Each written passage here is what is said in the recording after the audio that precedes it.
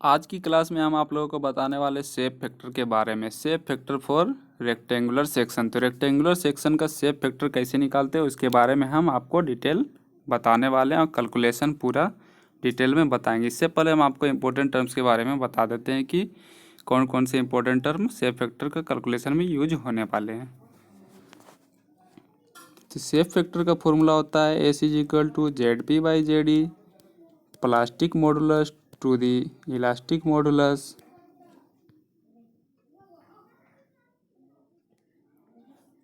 Plastic modulus to the elastic modulus.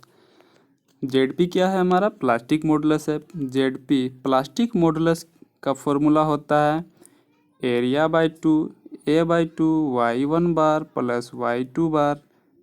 Y one Y two bar क्या है? Distance of centre of gravity है। इसके बाद हम बताएंगे आपको जेड इलास्टिक। जेड इलास्टिक क्या है? Elastic modulus. इलास्टिक मॉडुलस का फॉर्मूला होता है moment of inertia by Y max. I by Y max.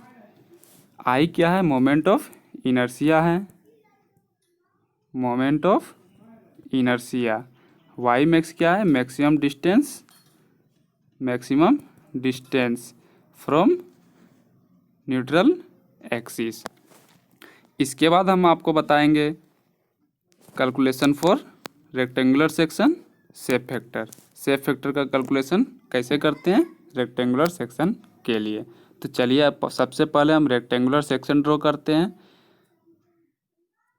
ये हमारा है रेक्टेंगुलर सेक्शन, ये है न्यूट्रल एक्सिस। यहाँ से इस पोर्शन का डिस्टेंस h है, इस पोर्शन का डिस्टेंस h बाई टू है और इस पोर्शन का डिस्टेंस भी h बाई टू है। अब distance of centre of gravity, ये वाला पोर्शन सेंट्रॉइड वाई वन बार और ये वाला पोर्शन वाई टू बार। ये हमारा सेक्शन वन है, ये हमारा सेक्शन टू है। तो आपको हम पहले बता चुके हैं कि शेप फैक्टर का फॉर्मूला क्या होता है। Shape factor S is equal to Z P by Z E होता है। तो जेड पी क्या होता है? जेड पी का फॉर्मूला क्या होता है? Z plastic area by two Y one bar plus Y two bar. तो रेक्टेंगुलर सेक्शन के लिए एरिया क्या होता है? रेक्टेंगुलर सेक्शन का एरिया जो है वो B into H by two. Y one bar क्या होता है? वाई वन बार जो है इस पोर्शन का सेंट्रॉइड हम निकालेंगे तो एच बाई फोर। ये पोर्शन का और ये पोर्शन का, दोनों पोर्शन का सेम ही होगा। तो वाई वन बार क्या होगा? H by four plus Y two bar क्या है? वो भी एच बाई फोर होंगे। तो B H by two, B H by two into H by four plus H by four, दोनों को ऐड कर देंगे तो ये हमारा हो जाएगा एच बाई टू।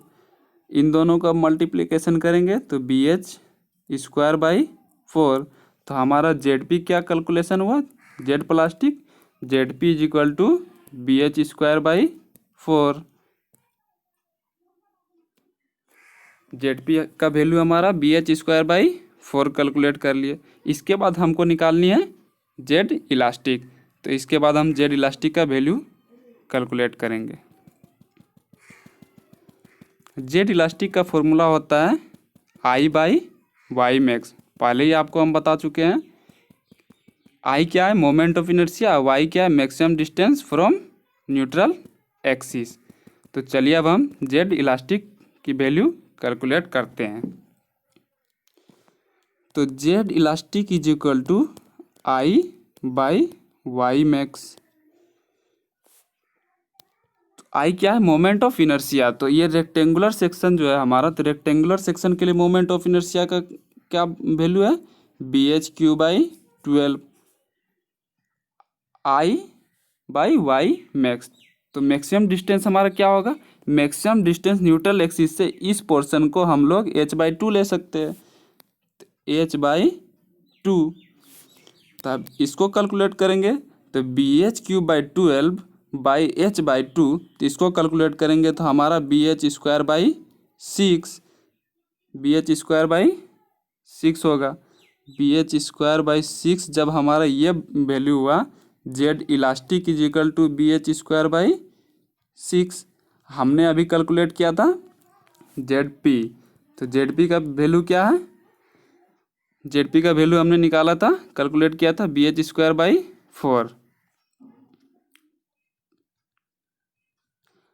तो ZP और ZD का वैल्यू हम कैलकुलेट कर चुके। इसके बाद हम सेफ फैक्टर आसानी से कैलकुलेट कर सकते हैं। तो ZP का वैल्यू हमने कैलकुलेट किया था BH²/4 और ZD का वैल्यू हमने कैलकुलेट किया BH²/6। तो सेफ फैक्टर का फॉर्मूला क्या है? ये वाला फॉर्मूला यूज करेंगे, ZP/ZD, S is equal to ZP/ZD।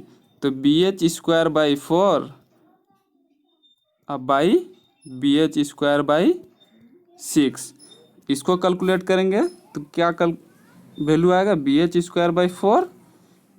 BH²/4 into 6/BH²। ये दोनों पोर्शन कट हो जाएंगे। ये दोनों पोर्शन कट होने के बाद हमारा क्या आएगा? 6/4। तो 6/4 जो आया तो वो हमारा सेफ फैक्टर है। तो shape factor S is equal to 6/4 जो है वो 1.5। इसको कैलकुलेट करेंगे तो सेफ फैक्टर जो है वो रेक्टेंगुलर सेक्शन के लिए 1.5 होता है।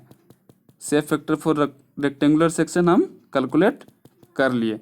Shape factor for rectangular section 6/4 is equal to 1.5।